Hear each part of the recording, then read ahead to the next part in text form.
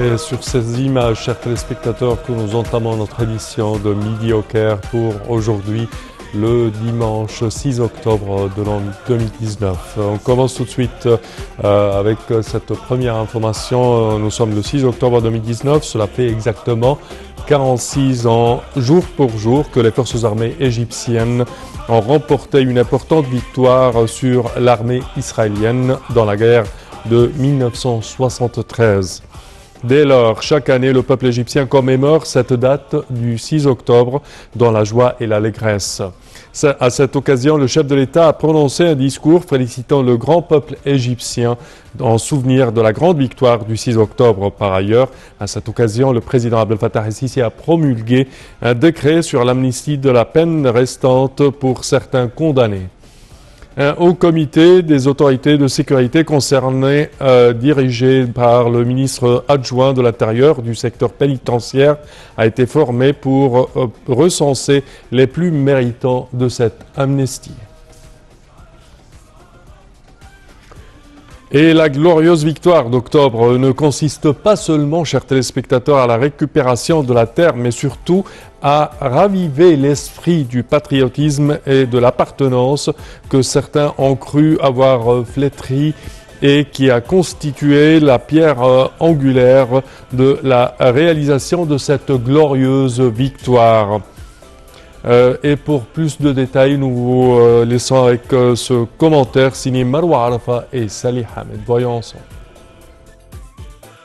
اليوم السادس من أكتوبر سنة 73 حين تمكنت القوات المسلحة المصرية من اقتحام مانع قناة السويس الصعب واجتياح خط بارليف المنيع وإقامة رؤوس جسور لها على الضفة الشرقية من القناة بعد أن أفقدت العدو توازنه كما قلت في 6 ساعات.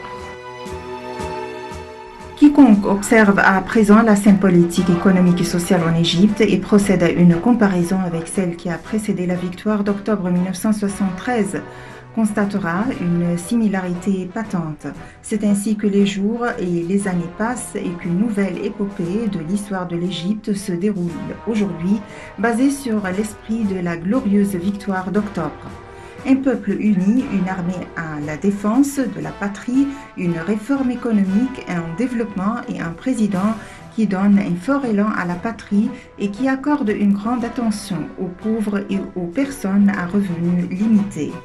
Après la révolution du 30 juin 2013 et grâce à la cohésion du peuple, l'esprit d'octobre s'est concrétisé pour faire face au vide politique, au chaos, à la propagation du terrorisme et aux tentatives de substituer l'identité de l'État égyptien enraciné depuis des milliers d'années pour le concept de non-patrie.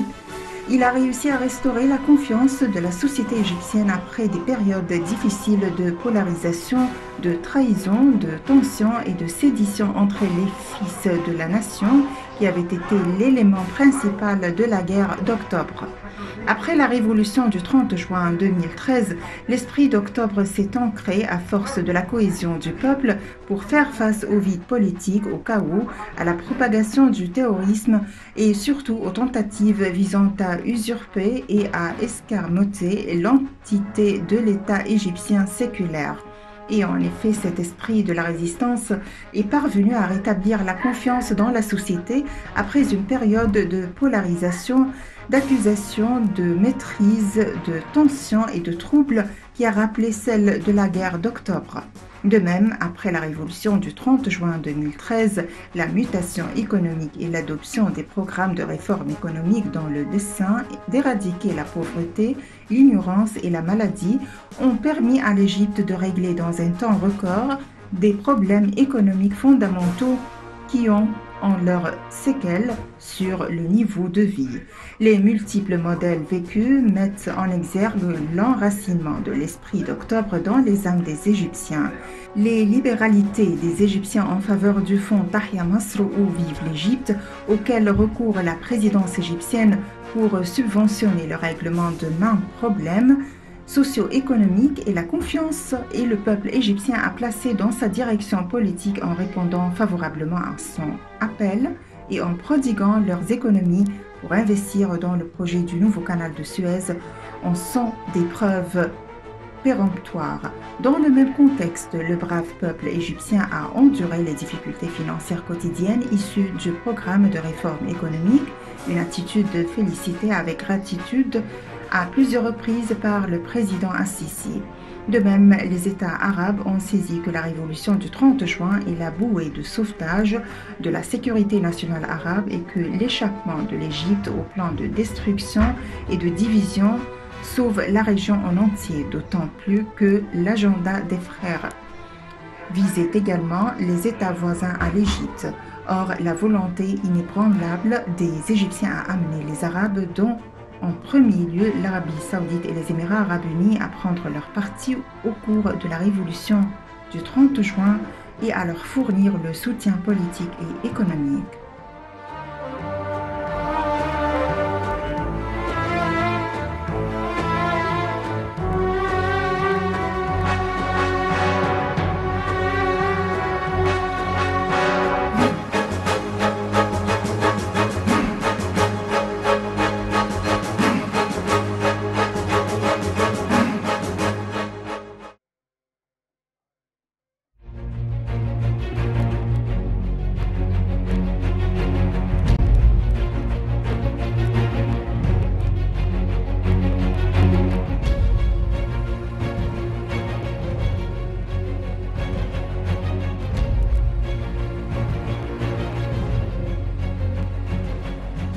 Et pour mieux parler de ce sujet, mesdames et messieurs, nous avons le plaisir d'accueillir au bout du fil Madame Farida Choubachi, qui est journaliste et écrivaine. Bonjour Madame Farida. Bonjour. Alors, premièrement, si on parle du mot du président, du discours du président Abdel Fattah el-Sisi concernant la félicitation du peuple égyptien pour commémorer le 6 octobre, comment la voyez-vous? Moi, je pense plus que le président, demande aux Égyptiens de montrer à chaque instant qu'ils sont capables d'un 6 octobre. Oui. C'est-à-dire qu'il les félicite pour le 6 octobre 1973 et il leur fait confiance pour tout le reste. Parce que comme il a annoncé, la guerre a pris d'autres formes. La guerre a pris de formes hypocrites et méchantes. Et nous devons être très conscients. Moi, à mon avis, il faut répondre le discours du président à chaque Égyptien. Il faut le distribuer aux écoles, aux universités, à n'importe qui.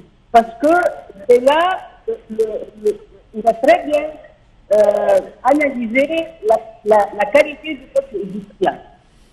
Et là, il s'attend à des difficultés énormes parce que chaque fois que les Égyptiens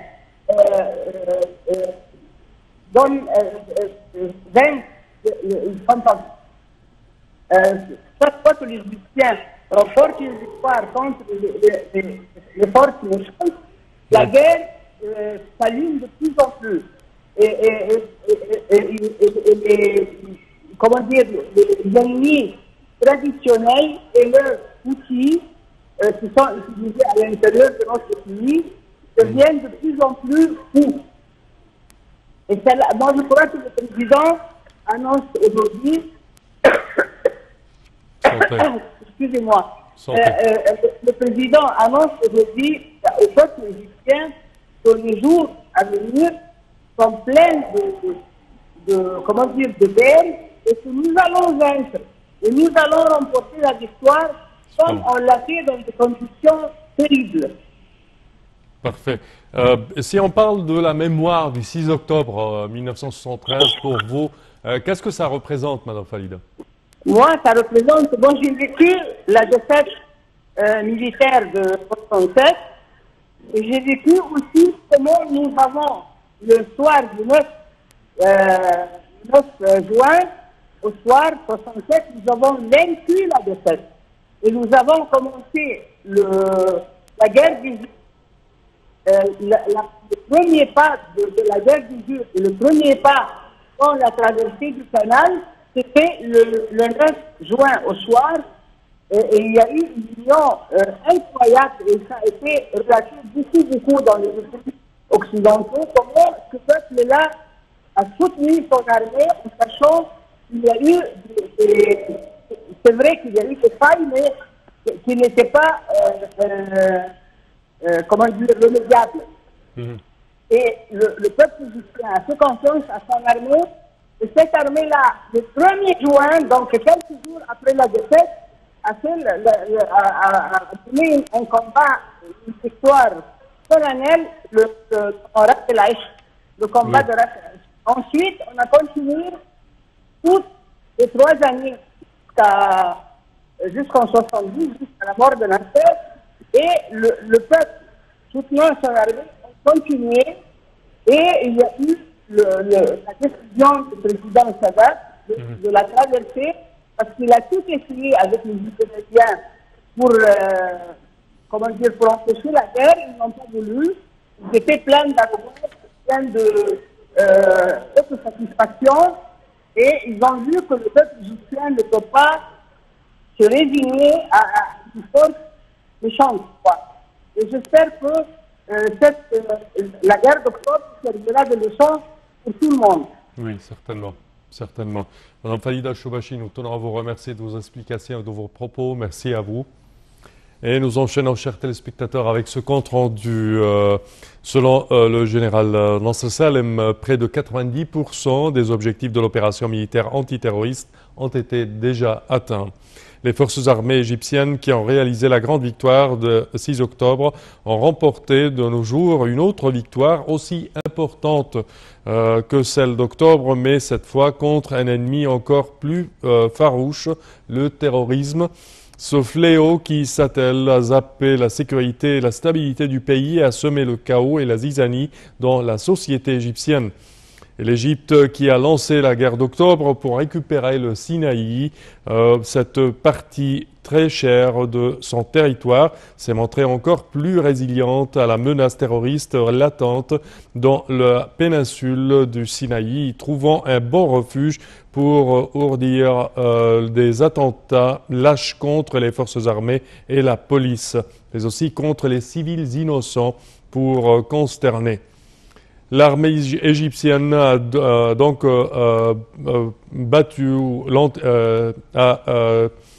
fait un don balle antiterroriste en février 2018 pour éradiquer le terrorisme à ses racines, non seulement la péninsule du Sinaï, mais à travers tout le pays de l'Égypte.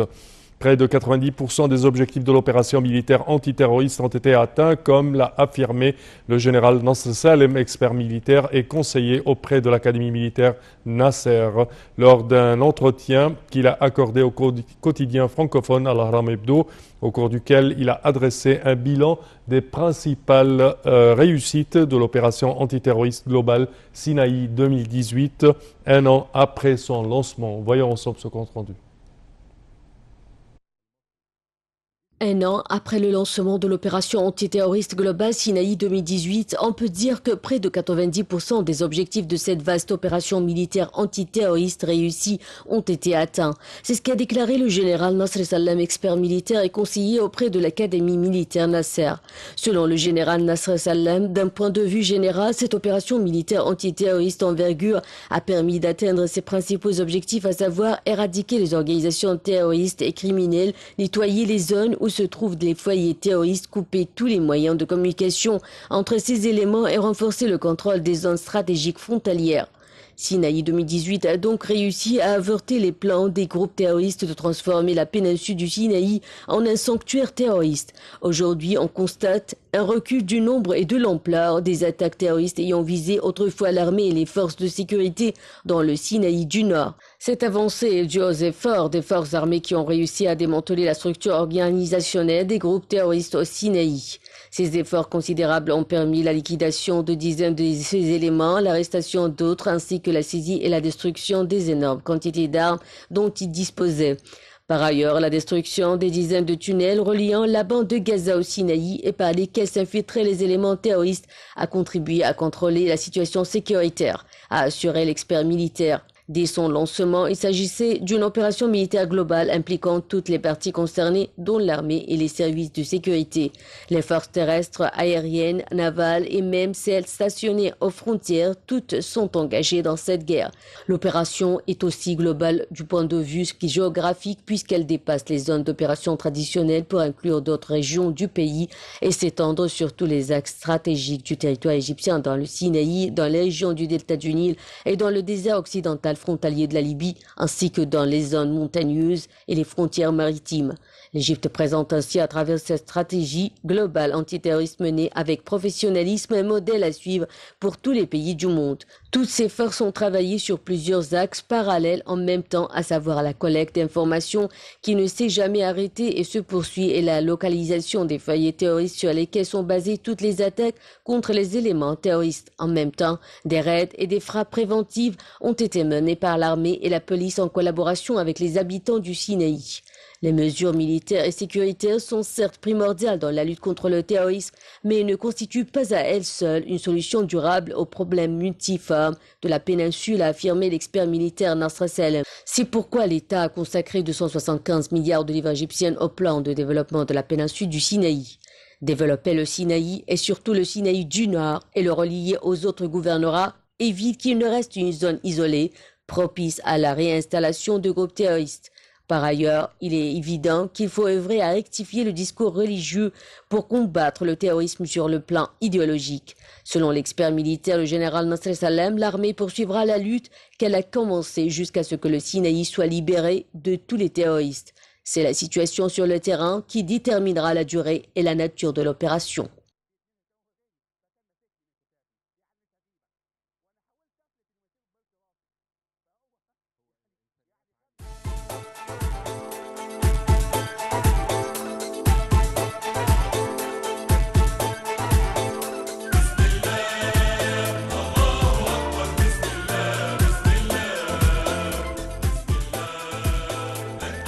Et le président Abdel Fattah al-Sisi, chers téléspectateurs, a reçu des messages de vœux des dirigeants du monde arabe ainsi que des hauts responsables de l'État à l'occasion du 46e anniversaire de la victoire du 6 octobre 1973. Le roi Salman Ben Abdelaziz d'Arabie Saoudite et le prince héritier Mohammed Ben Salman ont félicité le président al-Sisi en cette occasion, exprimant leurs sincères vœux à l'Égypte et au peuple égyptien. Le président Sisi a reçu également des messages de vœux du roi bahreïni Hamad Ben Issa Al-Khalifa, de l'émir du Koweït, Sheikh Sabah Al-Ahmad Al-Jaber Al-Sabah, et du sultan d'Oman, le sultan Qaboos Ben Saïd. Les hauts responsables de l'État ont eux aussi exprimé leurs meilleurs souhaits au chef de l'État et au peuple égyptien en cette journée commémorant la gloire de l'Égypte. Le commandant général des forces armées, ministre de la Défense et de la production militaire, le général d'armée Mohamed Zaki a adressé ses félicitations au président el-Sisi et au peuple égyptien, rappelant que la guerre du 6 octobre était une victoire pour la nation arabe, affirmant pleine disposition des forces armées à se sacrifier pour préserver l'intégrité et la souveraineté de l'Égypte. Dans le même contexte, le grand imam de l'Azhar, Cheikh Ahmed al-Taïb, le mufti de la République, Dr Shawqi Allam, et le pape Tawadros II, patriarche d'Alexandrie et de la prédication de Saint-Marc, ont également adressé leurs félicitations au président el-Sisi en cette occasion, souhaitant plus de prospérité et de progrès à l'Égypte.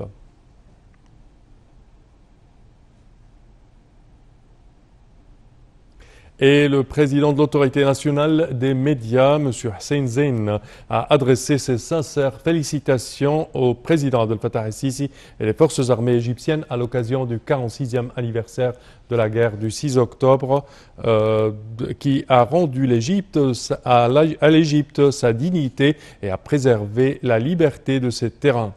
M. Hussein Zein a également adressé ses sincères félicitations au ministre de la Défense et aux commandants, officiers et soldats de la grande armée égyptienne qui se sacrifient pour protéger la sécurité de l'Égypte et lutter contre les organisations terroristes. M. Zein a souligné que les médias nationaux continuent à soutenir l'État égyptien dans sa guerre contre le terrorisme et à affronter les rumeurs susceptibles d'ébranler la stabilité de la patrie.